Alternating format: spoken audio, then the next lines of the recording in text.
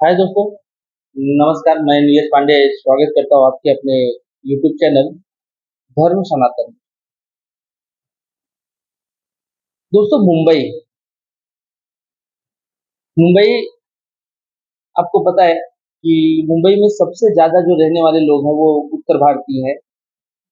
और इसी में राज ठाकरे साहब जो है, उन्होंने एक मुहिम चला रखी है कि जो महाराष्ट्र में आएगा रहेगा वो मराठी बोलेगा। और दोस्तों बता दूं कि ये सही भी है कि जिस राज्य में आप काम करने जाते हैं, जॉब करते हैं, और वहां पे जाने के बाद अगर आप उस भाषा का अपमान करें तो मुझे नहीं लगता कि ये सही है। अच्छा, अभी बीच में आपने एक केस देखा पवई में, और मैं एक केस और आज बताऊंगा मेरे सामने जो हुआ है। पवई में हुआ कि वॉचमैन को उन्होंने राज ठाकरे के जो गठबंधन यानी जो उनकी शिवसेना है, महाराष्ट्र नवनिर्माण सेना है, उसके लोगों ने एक बिल्डिंग के वॉचमैन को मारा। हालांकि बुरा तो लगता है, लेकिन उस वॉचमैन ने भी कुछ गलतियां की थी। उसने ये कहा कि तेल लेने गई मराठी, कुछ इस तरीके का वाक्य का प्रयोग किया था। तो मुझे भी अच्छा नहीं लगा कि क्योंकि हालांकि देखो, मैंने मेरा जन्म उत्तर प्रदेश में हुआ है, लेकिन मैं बचपन से मुंबई में हूँ। जब मैं मुंबई के बीएमसी स्कूल यानी अंधेरी में एक स्कूल है, नागरदास रोड कहते हैं वहाँ पे, doctor Radha Krishna high school. ये म्यूनसिपालिटी स्कूल है, मैंने उस स्कूल में मैंने पढ़ाई की है। पहली क्लास मेरी वहीं थी।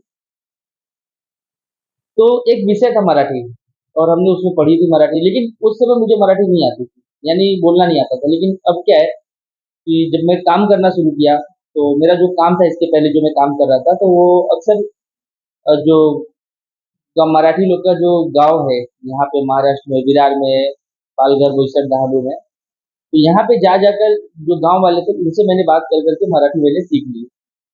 और हालांकि मुझे मराठी अच्छी तरीके से आती है, और अच्छा मैं मराठी में बोल लेता हूँ, क्योंकि मैं ऐसे लोगों से मिला हूँ यहाँ पे, जो नेता है, जो छोटे मोटे अपने ग्राम पंचायत के लोग हैं, तो मैं बात करता हूँ उनसे, तो मैं मराठी में ही बात करता हूँ। लेकिन आज एक खूबसूरत तस्वीर मुझे दिखी। हालांकि मैंने रिकॉर्ड नहीं किया उसे, और स्टेशन का नाम भी नहीं बता सकता, क्योंकि देखिए प्रवासी का मामला है। अगर मैं नाम बोलूँ तो फिर वो हो सकता है कि कुछ मीडिया वाले, अगर अभी तो इतना बड़ा चैनल मेरा है नहीं कि कोई मीडिया वाला मुझे देखता होगा, लेकिन हो सकता है कुछ लोग वहां पहुंच जाएं, तो इसमें मैं नाम नहीं लूंगा। एक स्टेशन पे एक बुजुर्ग माता पिता जो यूपी से थे, क्योंकि मैंने उनसे बात की बाद में, वो लोग स्टेशन से चढ़ नहीं पा रहे थे। आपको पता है कि ये शाम के समय पे चर्चगेट से जो विरार के लिए ट्रेन जाती है, अगर इसमें अंधेरी तक तो नॉर्मल है, दादर या अंधेरी वगैरह तक, इसके बाद में जल्दी कोई चढ़ नहीं पाता विरार की ट्रेन में। और वो बुजुर्ग माता पिता वहां पे खड़े थे प्लेटफॉर्म पे, और मैं भी जो जॉब करता हूँ, उस जॉब से मैं रिटर्न अपने घर आ रहा था। मैंने प्लेटफॉर्म पे देखा, वो किसी से मदद नहीं मांग रहे थे। हालांकि मैं कहानी, मेरी ये चैनल कहानी का है, लेकिन मैं आपको ये बताने की कि दिल खुश हो गया उस चीज को देख के। तो मैंने ये देखा कि वो किसी मदद नहीं मांग रहे थे, वो सीधा, वो कुछ आधे घंटे वहां पे वेट किया, और मैं भी बैठा था। मैं देख रहा था कि देखो ये क्या करते हैं, कैसे चढ़ते हैं ट्रेन में। तो एक पुलिस वाले के पास गए, और मैं भी ये भी देखा पुलिस वाले वहां पे खड़े थे, और उसने एक पुलिस वाले के पास भी गए, और उनसे जो है वो भोजपुरी भाषा में बात करने की कोशिश करते हैं। लेकिन आपको क्या था, वो जो पुलिस वाला था वो मराठी है, वो इनकी भाषा समझ नहीं पा रहा। तो मैं वहां पे खड़ा था, तो हालांकि मुझे दोनों आती है, तो मैं बीच में टपक गया, और मैंने उनसे पूछा, बोला क्या हुआ दादा, क्या परेशानी है, आप आधे घंटे से घूम गए। तो मुझे भोजपुरी में कहते हैं कि बचवा, ई ट्रेनिया में हमें चढ़े बिना जगह नहीं मिलता। अब जो समझ सकते हैं, मैं बोलने की कोशिश बता रहा हूँ। जगह नहीं मिल रहा, अगर कैसे चढ़ाई देता तो हम अपने घरे चला जाए, मतलब इस तरीके के वो बोले मुझे। मैंने जब उनसे बात की, तो मैंने पुलिस वाले से मैं बोला, मतलब कि ऐसा है देखो, इनको ट्रेन में जगह नहीं मिल रही है, ट्रेन मध्ये एकदा जगह नाही है, तुम्ही मदत करा आणि ट्रेन मध्ये है ना जाऊ द्या। तो पुलिस वाला कहता है कि मराठी में मेरे से बात किया और वो कहता है कि दादा अभी ये ट्रेन में तो जगह नहीं मिलेगी आपको, आप एक काम करो, अ, आप 10 मिनट वेट करो, मैं आता हूँ। तो मैंने भी वहीं पे खड़ा था, मैं लगा कि चलो यार कोई बात नहीं, वेट कर लेता हूँ। हालांकि मुझे भी ट्रेन में चढ़ना था, लेकिन मैं नहीं चढ़ पाया।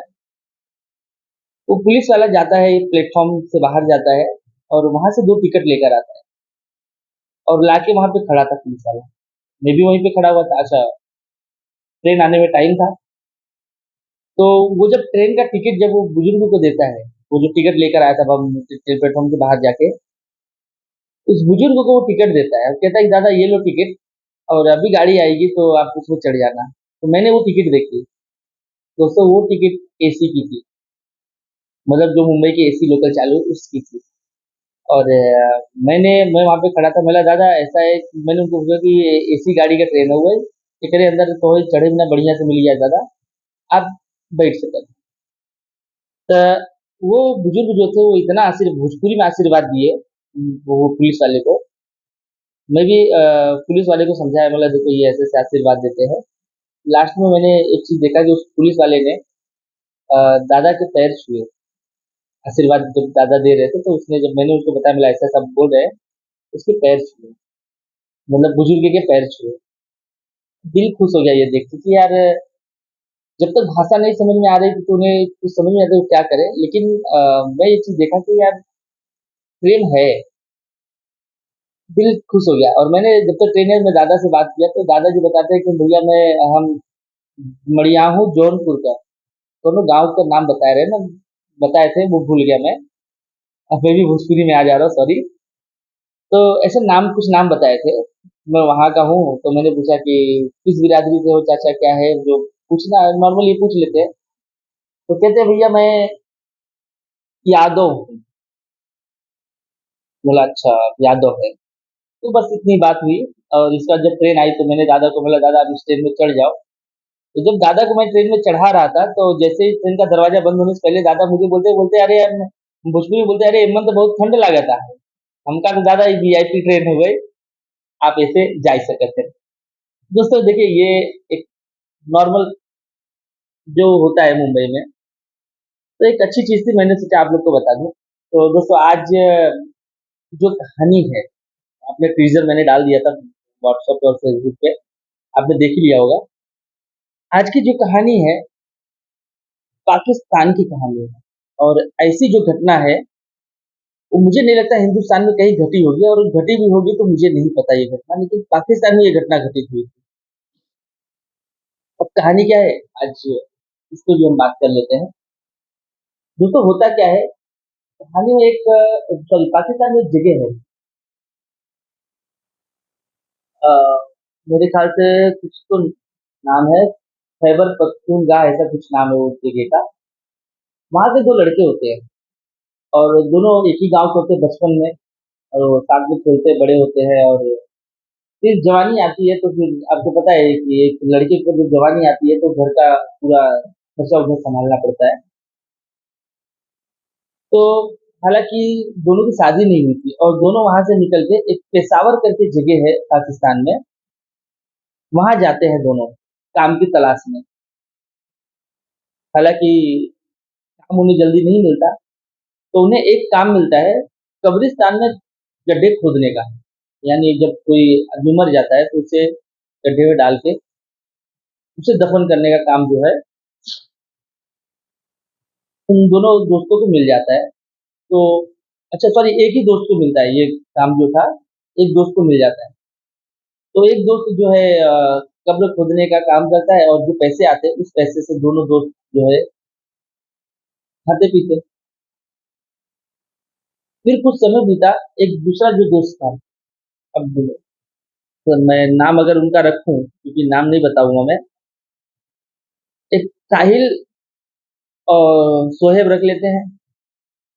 सोहेब को जो है कब्रिस्तान में काम मिल गया काम करने के लिए, और साहिब, सॉरी, साहिल को और सोहेब, तो साहिल को काम मिल गया और सोहेब जो है वो बाहर काम ढूंढ रहा था। कुछ दिन वो दोनों अलग अलग काम करते हैं, लेकिन फिर कब्रिस्तान के जो मालिकाना हक जिनके पास होता है वो कहते हैं कि नहीं साहब, ये साहिल और एक लड़का और चाहिए, तो गड्ढे खोदने के लिए, क्योंकि एक आदमी एक गड्ढा खोदने में बहुत टाइम लगता है। तो ये जो साहिल और सोहेब जो है वो दोनों वहाँ पे काम पर लग जाते हैं गड्ढे खोदने का। इनके पास जगह नहीं थी रहने के लिए, तो ये लोग क्या करते हैं कि शमशान के एक कोने में अपना एक झोपड़ा बनाते हैं और वहीं दोनों साथ में रहने लगते हैं। इसमें जो सोहेब था, साहिल साहिल जो था वो हर शाम लमसम जो है शाम को गायब हो जाता था करीब 1 घंटे के लिए। और सोहेब जो है वो अपने जो झोपड़े में रहता था। तो सोहेब एक दिन पूछता है कि अरे तुम कहाँ जाते हो? और ये रोज रोज नहीं, कभी कभी ऐसा होता था। तो कहता है नहीं, बस ऐसे ही घूमने फिरने चले जाता हूँ, कुछ दिन ऐसे करके छुपाता है। लेकिन एक दिन वो दोनों की जो है बातों बातों में जो है साहिल सोहेब को बता देता है कि मैं क्या करने जाता हूँ। अब ये दोनों जो है उस काम को करने के लिए उतावले हो जाते, क्योंकि नौजवान लड़के थे और करने की तैयारी ये जो। अब दोनों की नजर होती थी जो वहां पे डेड बॉडी आती थी। अब डेड बॉडी अभी जैसे हमारे धर्म में होता है कि दोनों की डेड बॉडी, चाहे महिला हो चाहे पुरुष हो या लड़की हो, जो भी डेड बॉडी जाएगी जलने के लिए, उसे एक ही तरीके से कंधे पे रख के और ये सब करके लेके जाया जाता है। तो जो दूर खड़े लोग हैं उनको पता नहीं चलता कि ये आदमी है कि औरत है कि लड़की क्या है, ये पता नहीं चलता दूर से देखने वाले को। अगर जैसे बाल वगैरह दिख गए, लड़की है तो बड़े बाल होंगे या और औरत है तो बड़े बाल होंगे, तो ये सब चीजें होती है। लेकिन अगर कोई बाजू में अगर खड़ा है थोड़ी दूरी पे तो उसे नहीं समझ में आता। ऐसे ही इनमें जो हुआ होता होता है, मतलब मुसलमानों में होता ये है कि सोहेब जो है, ये साहिल जो है, ये नजर बनाए रखते थे कि अगर कोई महिला अगर डेड बॉडी आती है, अमूमन शाम के 5 बजे के आसपास जो उनकी नमाज होती है, चौथी नमाज होती है, क्योंकि एक 8 बजे भी होती है। चौथी नमाज जब होती है उसी के बाद में अक्सर जो है ये दफन वगैरह करने का जो कार्यक्रम होता है। तो जब भी वहाँ पे कोई भी कब्रिस्तान में डेड बॉडी आती, तो शाम के 5 बजे के बाद ही आती है। एक 5 बजे नमाज होगी और उसके बाद में जो है डेड बॉडी दफनाई जाती है। तो ये लोग जो है, महिला है तो उसके जो डेड बॉडी होती है उसके कपड़ों में कुछ ऐसी निशानियां उन्होंने बना रखी थी कि हाँ, ये अगर ये चीज है तो महिला होगी या तो पुरुष होगा। जब ये खड्डा खोद के वहां से हट जाते हैं और जब खड्डे के अंदर डेड बॉडी डाल के उसके ऊपर पत्थर लगाए जाते हैं, पत्थर के स्लैब जो होते हैं ना, एक बोलते टाइल्स बोले अगर तो, ऐसे उनको एक मकबरा बनाया जाता है। जैसे अब कॉफिन होता है ना, इस तरीके से, लेकिन कॉफिन लकड़ी का होता है। यहाँ पे जो होता है वो पत्थर का बना होता है, नीचे पत्थर ऊपर पत्थर रखे उसके ऊपर मिट्टी डाली जाती है। तो जब सब लोग चले जाते थे कब्रिस्तान छोड़ के, तो ये जो साहिल है वो जाता और जो कब्र के पैर जिस तरफ होते हैं उस तरफ को थोड़ी सी मिट्टी को खोदता और उस कब्र में घुसकर जो है वो उस महिला हो या लड़की हो उसके साथ में जो है अपनी हवस मिटाता। तो यही चीज जो है इसने सोहेब को बता दी साहिल ने। अब सोहेब भी यही चीज, दोनों ये चीज करने लगे। करते करते कई साल बीत जाते हैं और ये लोग ऐसा जो कृत्य कर रहे थे। थोड़ी बहुत सबको शंका भी हुई कि ऐसे कैसे हो सकता है, कब्र हल्की फुल्की कहीं पे, क्योंकि कब्र खोदो फिर उसको जो करते थे करने के बाद में जो है कब्र के ऊपर मिट्टी चढ़ा दिया करते थे। ऐसे करते करते मुझे बहुत टाइम हो गए। एक दिन, कई सालों बाद, एक दिन एक लड़की की डेड बॉडी आई और इन्होंने कब्र को खोद रखा था। डेड बॉडी डाली गई, ऊपर से स्लैब लगाए गए और मिट्टी डाल के जो है डेड बॉडी को बंद कर दिया गया। अब होता क्या है कि जो सोहिल था, ये पैर की तरफ की मिट्टी जो है कब्र के पैर जहाँ होते हैं उसकी मिट्टी हटाता है और कब्र के अंदर घुस जाता है। लेकिन उस दिन इनकी किस्मत खराब थी कि जो अंदर जो लड़की या महिला कहें जो भी थे, उसके मुंह खुले हुए थे। तो ये देखता है, दांत चमक रहे थे, ठीक है। ये सोचता है, ये कुछ सोच ही नहीं पाता। दांत देखने में जैसे वो ऊपर, थोड़ा और ऊपर देखने की कोशिश करता, देखता है उस जो डेड बॉडी थी उसकी आंखें खुली हुई थी और आंखों में एक चमक थी। जब ये चीज होते हुए देखता है तो वो तुरंत वहां से निकलता है और भागने की कोशिश करता है कब्रिस्तान से बाहर। तो कुछ लोग उसको पकड़ लेते हैं, जो कब्रिस्तान के बाहर रहने वाले लोग थे, वो लोग उसे पकड़ लेते हैं और कहते हैं कि क्या हुआ? जब उसे पूछा जाता है तो कहता है कि नहीं, वो मुर्दा तो जाग रहा है, जिसे शाम को दफनाया गया उसको तो जाग रहा है। तो सब लोग दौड़ते हैं, भागते हैं कि ऐसे कैसे? जब वहां जाकर देखते हैं तो कब्र खुदी हुई थी। जब उसे पकड़ के कुछ लोग जब मारते हैं तो वो अपना कृत्य बता देता है कि ऐसे ऐसे मैंने किया। और पुलिस आती है। जब पुलिस आती है उसे गिरफ्तार किया जाता है। जब कड़ाई से पूछताछ की जाती है तो वो बताता है कि मैं करीब जब से मैं यहाँ जो हूँ, करीब 1 डेढ़ साल में जितनी भी महिलाएं आई हैं या लड़कियां आई हैं यहाँ पे दफन हुई है, उन सबके साथ उसने बलात्कार किया था। और जब पुलिस शिनाख्त के लिए उसे लेके कब्रिस्तान लेके पहुंची बाद में, तो जिस जिस कब्र को वो दिखाता कि हाँ मैंने इसके साथ रेप या बलात्कार किया है, तो सोचिए उस परिवार वाले जो वहां पे थे उनके ऊपर क्या बीती होगी। कि इंसान जिंदा है तो ठीक है, अब वो मर चुका है, वो विरोध भी नहीं कर सकता, और उसके साथ ये लोग इस तरीके का व्यवहार कर रहे थे। हालांकि पुलिस उसे गिरफ्तार करके लेके गई, हालांकि वो पुलिस के अंडर चला गया। अगर पब्लिक के अंडर में होता तो उस समय सोचिए कि उसकी क्या हालत करती पब्लिक। लेकिन क्योंकि पब्लिक को कुछ ही लोग को पता चला था तो ज्यादा ही हो नहीं पाए, बाद में उसे जो है सजा हुई और अभी वो जेल में है। ये कहानी दोस्तों 2000 लमसम 2011 के आसपास की है। ऐसा जो है मैंने पढ़ा। दोस्तों ये थी कहानी पाकिस्तान के उस दरिंदे की जिसने मुर्दों तक को नहीं बख्शा। सोचिए ऐसे लोग अगर हमारे समाज में अगर हैं तो वो किस तरीके के लोग हैं ये, वो आगे चल के क्या करेंगे हमारे समाज के भलाई के लिए, जिनके दिमाग में ऐसी कुरीतियां भरी पड़ी हों। तो दोस्तों ये थी आज की कहानी। अगर आप लोग को अच्छी लगी हो तो प्लीज आप लोग लाइक कीजिए, सब्सक्राइब कीजिए, और जो भी आपके यार दोस्त हैं जो कहानी सुनने के शौकीन हैं उन्हें शेयर भी कर दीजिए।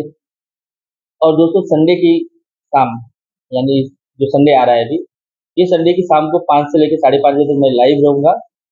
पहाड़ों की खूबसूरत वादियों के बीच रहूंगा।